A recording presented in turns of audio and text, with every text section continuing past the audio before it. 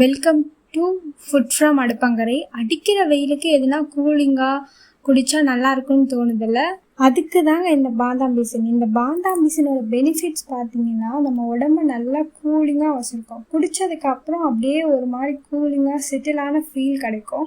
அவ்வளோ ஒரு பெனிஃபிட்ஸ் இருக்குது.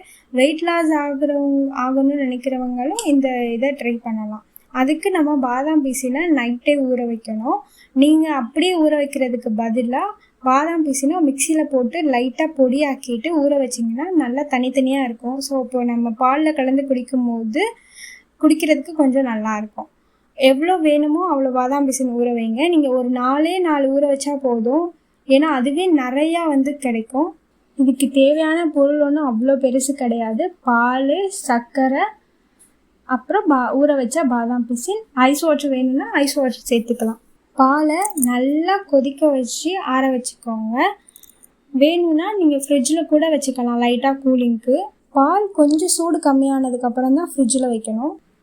இப்போது நம்ம ஃப்ரிட்ஜில் வச்ச பால் எடுத்துகிட்டு கொஞ்சம் நாட்டு சர்க்கரை போட்டு கலக்கிக்கலாம். தேவையான அளவு சுகர் போட்டுக்கோங்க. நாட்டு சர்க்கரை போட்டு நல்லா கலக்கிட்டு வடிகட்டிக்கோங்க. ஏன்னா நாட்டு சர்க்கரை போட்டிருக்கனால வடிகட்டிக்கிறேன். வடிகட்டி முடித்ததுக்கப்புறம் நம்ம ஊற வச்சுருக்கிற பாதாம் பீசின் எடுத்து போட்டு நல்லா அந்த கலக்கிறத வச்சு கலக்கிட்டிங்கன்னா அவ்வளோதான், ரெடி ஆகிடுச்சு. அப்படியே ஒரு கிளாஸில் மாற்றி குடிச்சிங்கன்னா அவ்வளோ ஒரு கூலிங்கான ஃபீல் நீங்கள் ஃபீல் பண்ணுவீங்க. இது மாதிரி சம்மர் ட்ரிங்க்ஸு உங்களுக்கு வேணும்னா ஃபுட் ஃப்ரம் அடுப்பங்கரையை மறக்காமல் சப்ஸ்கிரைப் பண்ணி வச்சுக்கோங்க. இந்த வீடியோ உங்களுக்கு பிடிச்சிருந்தா அப்போ கண்டிப்பாக இதை செஞ்சு பாருங்கள்.